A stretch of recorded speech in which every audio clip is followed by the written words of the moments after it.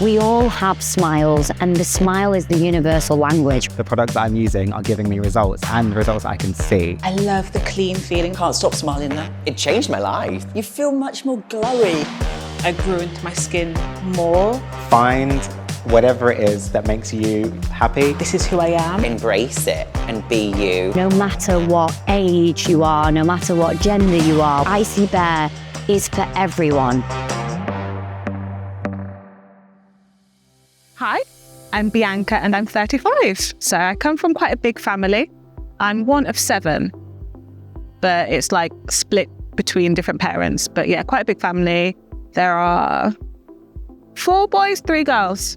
So I'm somewhere in the middle. The neighborhood I grew up in was really diverse. So I had friends from different backgrounds. I just remember having really fun summers and disappearing off on my bike and not coming back until I needed like water or something to eat. I was a bit of an oddball, but it's something that I've grown into now as an adult. So I come from a Caribbean background, and it's quite a thing in the Caribbean for people to make comments on how big or small you are. So I pretty much had that growing up. And then I was a thumb sucker and got a lot of comments of like, if you keep on sucking your thumb, you're going to need braces. If you keep on sucking your thumb, you're going to have rainbow teeth. There were times where there was judgment. I think it'd be unusual for me to escape any kind of judgment. Of course, relatives, but then also kids that were my age, whether it's younger kids, and then like as a teenager, people would make their comments, which wasn't nice. As a teenager, it became more of a thing I was aware of. So I became more aware of that I was a minority. So I became more aware of that. So I grew up in a predominantly white area. Again, nothing wrong with that, but I became aware that I wasn't like the beauty standard. Definitely as I got older, I grew into my skin more. But it was hard as a teenager because it's like, well, there's not much I can do to change anything right now. Like, this is who I am. And I wish someone would have told me this. It's like, it's okay to feel those feelings. Like, you don't have to try and dismiss them. It's okay to feel them, but don't internalize them. Because eventually what will happen is those words, those judgments, the voices that, they're coming from, when you internalize them, it becomes your voice. And just allow yourself to grow into who you are. It takes time. And that's the other thing. As an adult, looking back, it's like, I wish I would have just waited a little bit longer, because you don't see what's ahead of you. Your skin gets a bit thicker and confidence does come. And also, confidence isn't a one-time thing. It peaks and it troughs, and you just have to work with it. And on the days where you don't feel great, fake it till you make it. Rihanna said that too. I was a thumb sucker, and I didn't stop sucking my thumb until I was about maybe 13, 14. I loved sucking my thumb. And I did end up with a bit of an overbite.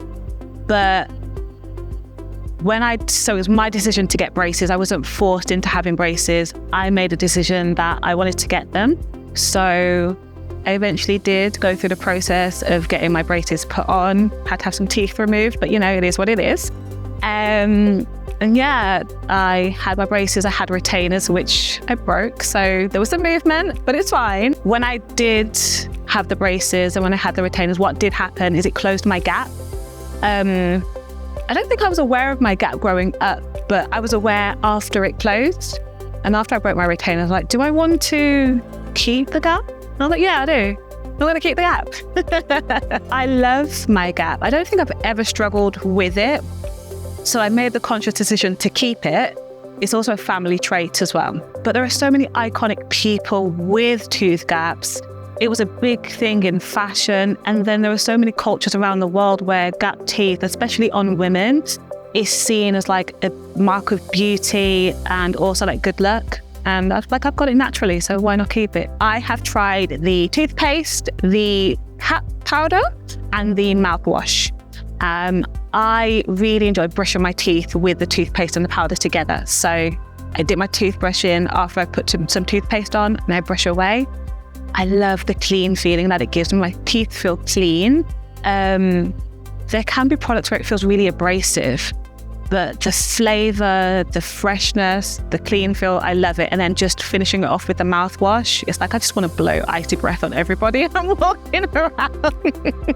We see our faces every day. We see our bodies every day.